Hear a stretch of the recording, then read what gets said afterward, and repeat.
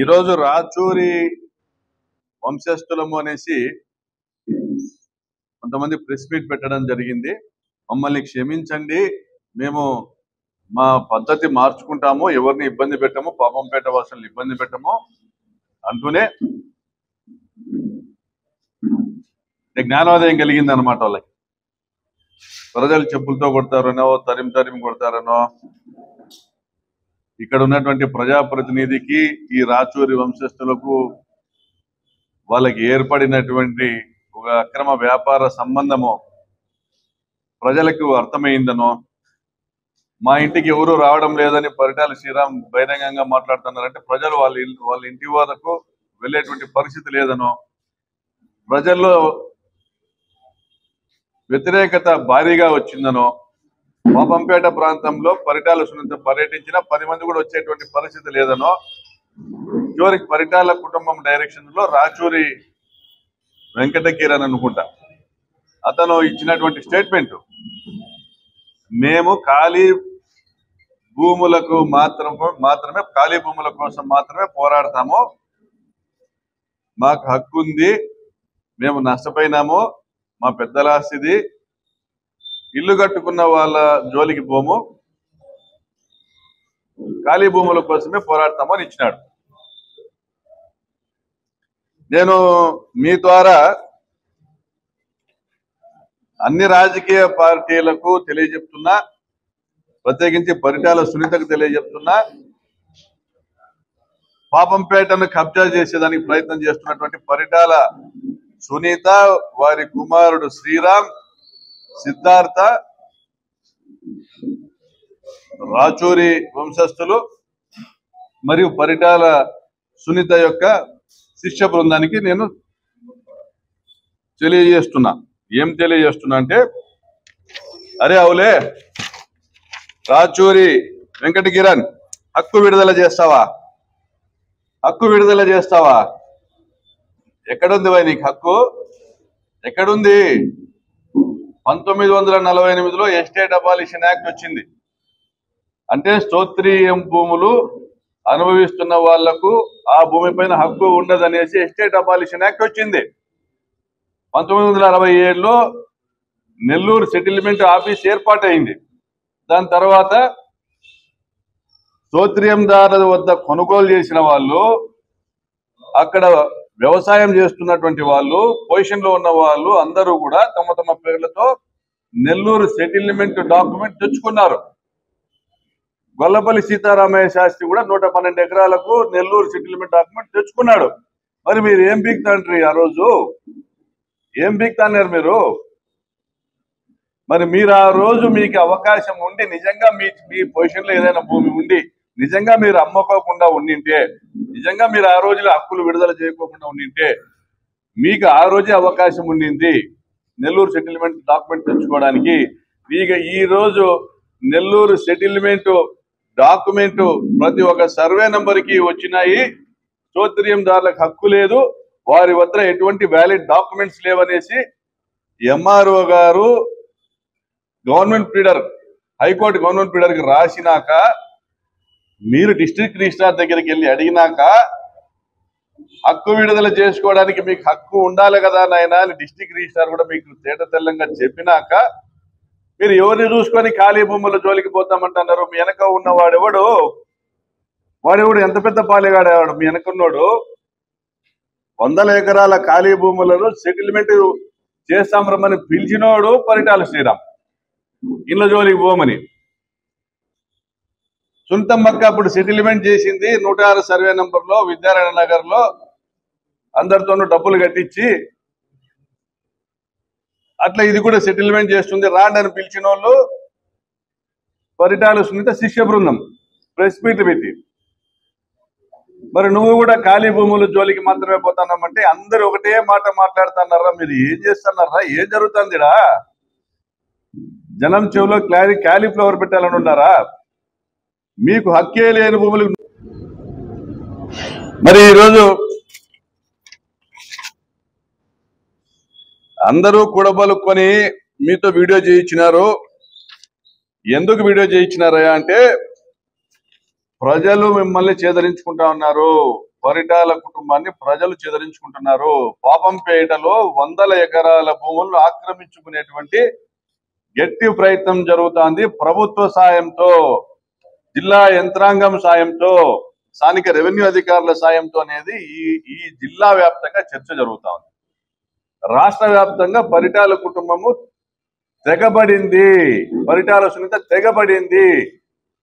ఆక్రమణలతో ఆదాయం చేసుకోవడానికి తనకు ఓట్లు వేసినటువంటి పాపంపేట ప్రాంత ప్రజలపైన తెగబడింది. అక్కడ భూములు ఆక్రమించుకునేటువంటి ప్రయత్నం చేస్తా ఉన్నారు. హక్కు లేని వారికి హక్కు కల్పించే విధంగా పొజిషన్ సర్టిఫికేట్స్ ఇప్పించినారు. ఆ పొజిషన్ సర్టిఫికేట్స్ ఆధారంగా రిజిస్ట్రేషన్ చేయించినారు.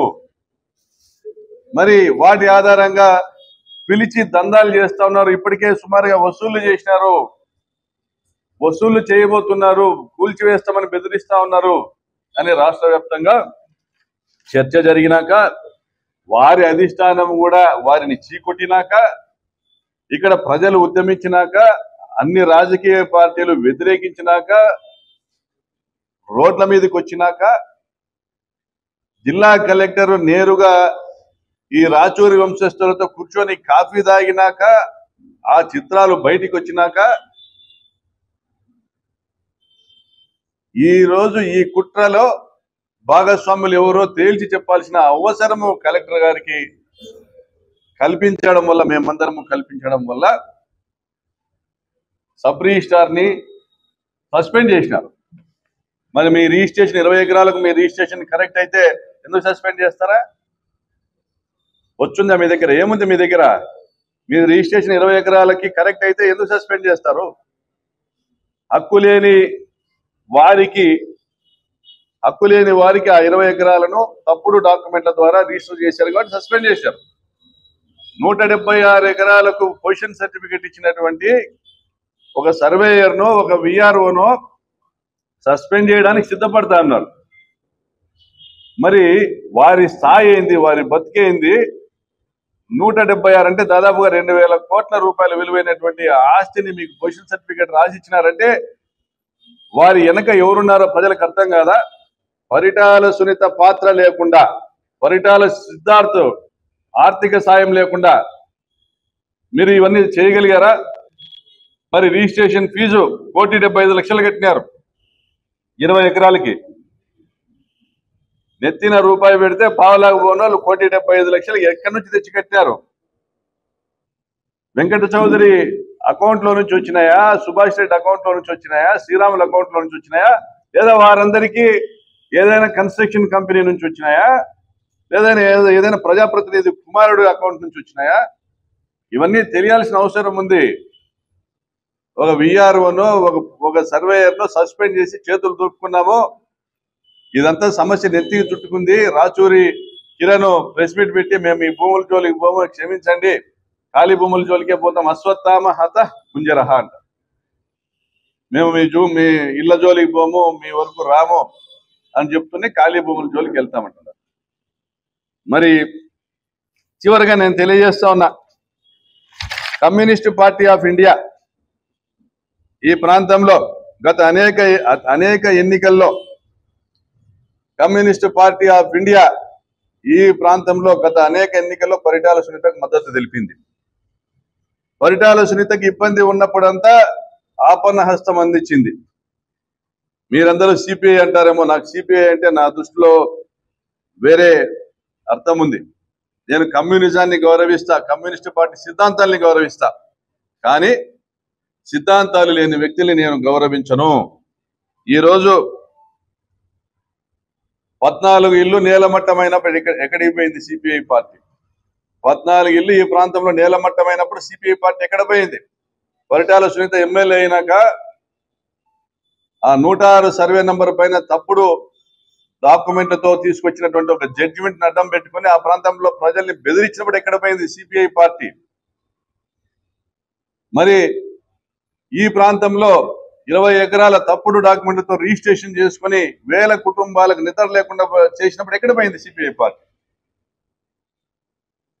మరి ఇదే నియోజకవర్గంలో, ఇదే రాప్తాడు నియోజకవర్గంలో మజ్జిగ లింగమయ్యని హత్య చేసినప్పుడు ఎక్కడ పోయింది సిపిఐ పార్టీ?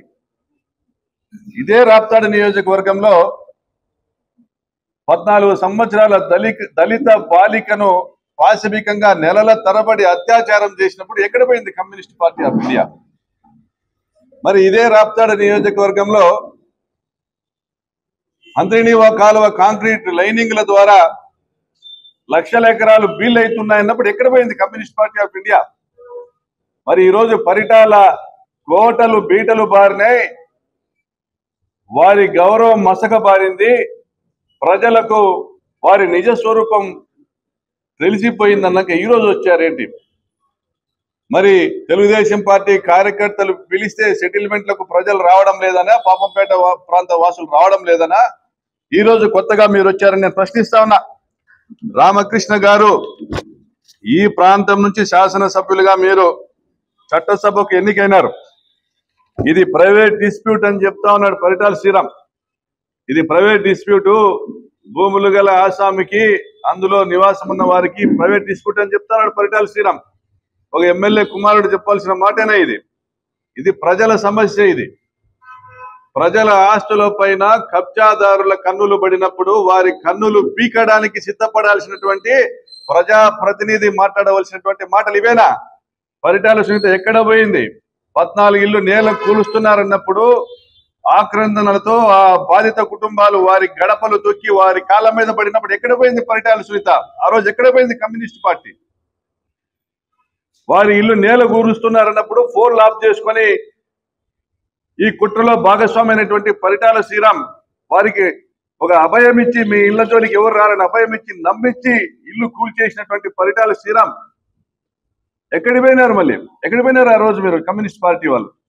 ఆ రోజు ఆ 14 కుటుంబాలకు అండగా నిలబడింది YSR Congress party. Thopudurthi Prakash Reddy status quo, high court నుంచి స్టేటస్ కో తీసుకొచ్చి వాళ్ళ భూములు వాళ్లకు అప్పజెప్పడం జరిగింది. ఈ రోజుకు రక్షణ కల్పించడం జరిగింది. అక్కడ ఏదైతే ఒక భయం ఉత్పన్నం అయిందో, ఆ ఇళ్ల కూల్చివేత అనే భయం ఉత్పన్నమైందో, అదే భయాన్ని మొత్తం 10,000 ఇళ్లకు కూడా చూపించి, పాపంపేటలోని 930 ఎకరాల ఆసాములకు కూడా చూపించి, ఆ భయాన్ని చూపించి పిలుచుకుంటూ డబ్బులు వసూలు చేస్తున్నటువంటి తరుణంలో ఎక్కడ పోయింది కమ్యూనిస్ట్ పార్టీ ఆఫ్ ఇండియా? ఇప్పటి వరకు కోట్లు వసూలు చేసినారే, మరి ఎక్కడ పోయినారు మీరు? ఈరోజు మీరు వచ్చి మేమున్నాము, ఈ ప్రాంతంలో ఉద్యమం జరుగుతుంది, ఉద్యమంలో మేము వెనకబడకూడదు, మేము కూడా ఉన్నామని వచ్చారు. ఈరోజు ఉద్యమంలో పాలు పంచుకోవడానికా, లేదా పరిటాల వ్యతిరేకతను తగ్గించడానికా? సమాధానం చెప్పాలా రామకృష్ణ గారు? మరి ఈరోజు రాచూరి కిరణ్ అనేటువంటి ఒక వ్యక్తి చేసినటువంటి ప్రకటన ప్రజలను, ఆ ప్రాంత ప్రజలను విభజించడానికి, ఇల్లు నిర్మాణం చేసుకున్న వాళ్ళు ఖాళీ స్థలాల వాళ్ళని విభజించడానికి, ఏమార్చడానికి దీని వెనకలు ఉన్నటువంటి పెద్దలు పరిటాల సునీత కుటుంబ సభ్యులే. దీనిపైన న్యాయ పోరాటాన్ని ఖచ్చితంగా కొనసాగిస్తాము. ఈ ప్రాంతంలో పరిటాల కుటుంబం కాదు, ఇంకొకటి కాదు, ఎవడైనా కూడా ఒక సెంటు భూమి జోలికి వచ్చినా తరిమి కొడతామని మళ్ళీ ఒక్కసారి హెచ్చరికలు జారీ చేస్తున్నాం. ఖబర్దార్, కబ్జా కోరులారా, మీ వెన్నులో వెనుకు పుట్టించినాము, మిమ్మల్ని ఈ ప్రాంతం నుంచి తరిమి కొట్టేంత వరకు కూడా వదిలిపెట్టము. తెలియజెప్పాల్సింది ఏంటంటే, 106 సర్వే నంబర్ కూడా స్తోత్రియందారుల భూమి. 106 సర్వే నంబర్లో 1986లో ల్యాండ్ గ్రాబింగ్ కోర్టు ఇచ్చిన ఆర్డర్ 40 సంవత్సరాల వరకు ఎవరు ఇంప్లిమెంట్ చేయలేదా? 40 సంవత్సరాలు ప్రభుత్వాలు కళ్ళు మూసుకున్నాయా? కొన్ని ల్యాండ్ గ్రాబింగ్ కోర్టు ఆర్డర్ తెచ్చుకున్న వాళ్ళు దాన్ని ఇంప్లిమెంట్ చేసుకోకుండానే ఉన్నారా? ఇప్పుడు అర్జెంట్ గా నిద్రపోయి మెలకువ వచ్చిందా? 40 ఏళ్ళు నిద్రపోయి మెలకువ వచ్చిందా? 2022 నుంచి పోరాడుతున్నారు. దాన్ని నేను ఎమ్మెల్యే ఉన్నంత వరకు జరగనేలే, కూల్చివేయనీలే. మా ప్రభుత్వము రాసింది ఏమంటే, హైకోర్టుకు 106 సర్వే నంబర్లో ఏదైతే ల్యాండ్ గ్రాబింగ్ కోర్టు ఆర్డర్ ఇచ్చిందో అది అనంతపురం టౌన్ లోని సర్వే నంబరు, పాపంపేట పొలం కాదు అనేసి రాసింది ల్యాండ్ గ్రాబింగ్ కోర్టు ఆర్డర్ ప్రకారం. అయినా కూడా ఎటువంటి ఆర్డర్ లేకుండా ప్రభుత్వం మారుతానే, పరిటాల సునీత ఎమ్మెల్యే అయితేనే వాళ్ళకు బలం పెరిగి, ఆ కబ్జా చేయాలనుకుంటున్నటువంటి వాళ్ళకు బలం పెరిగి, సునీత సాయంతో, పరిటాల సునీత అండదండలతో, పరిటాల సునీత ఆదేశాలతో, రెవెన్యూ అధికారులు ఇచ్చిన తప్పుడు సర్టిఫికెట్లతో కోర్టును ఏమార్చి డెమాలిషన్ ఆర్డర్ తెచ్చుకొని దాదాపుగా 15-20 కోట్ల రూపాయల ఆస్తి నష్టం చేసినారు, డెమాలిష్ చేసినారు. మరి కలెక్టర్ గారు మన జీపీకి రాసినారు, ఈ స్తోత్రియ భూముల్లో అన్ని నెల్లూరు సెటిల్మెంట్ ఉన్నాయి, ఎవరికి హక్కు లేదు అని రాసినారు మొన్న. మరి హక్కు లేని వాళ్ళు భూములు కొట్టేస్తే, బిల్డింగ్లు కొట్టేస్తే ఆ ఆస్తి నష్టం ఎవరు భరిస్తారు? ఆ ఆస్తి నష్టం ఎవరు భరిస్తారు? పరిటాల సునీతమ్మ ఆ 14 ఏళ్ళు పడగొట్టించినావు, నువ్వు లెక్క కడతావా? 14 ఇళ్లకు సంబంధించి ఆ 10 కోట్ల రూపాయలు నష్టపరిహారం నువ్వు కడతావా? నీ కొడుకు కడతాడా? అది కూల్చేయించినటువంటి వాళ్ళు ఆర్డర్ తెచ్చుకున్నామని ఒక ఫేక్ ఆర్డర్ ఏదైతే తీసుకొచ్చినామనేటువంటి చెప్తున్నటువంటి వాళ్ళు కడతారా? కలెక్టర్ కడతాడా? మీ ముఖ్యమంత్రి కడతాడా? ఇల్లు కూల్చేసినారు, దాన్ని నష్టపరిహారం ఎవరు చెల్లిస్తారు? మీరు కూల్చేసింది కూడా హక్కు లేని వాళ్ళ కోసం కూల్చేసినారు. మొత్తం జిల్లా కలెక్టర్, ఎస్పీ, పోలీస్ యంత్రాంగము, ఆర్డీఓ అందరూ కూడా దీనికి బాధ్యులు. ఆ విధంగా మీరు హక్కు లేకపోయినా ఇల్లు కూల్చేసినారు అని ఒక భయోత్పాదాన్ని సృష్టించి మొత్తము స్తోత్రియం భూముల్లో 176 ఎకరాల్లో వసూలు చేయడానికి పొజిషన్ సర్టిఫికేట్ ఇప్పించినారు. 100 కోట్ల రూపాయల స్కామ్ కు తెరలేపినావు పరిటాల సునీతమ్మ. నువ్వు ఇప్పటికైనా ప్రజలకు క్షమాపణ చెప్పు. రాచూరు వంశస్థులు గారికి క్షమాపణ చెప్పాల్సింది.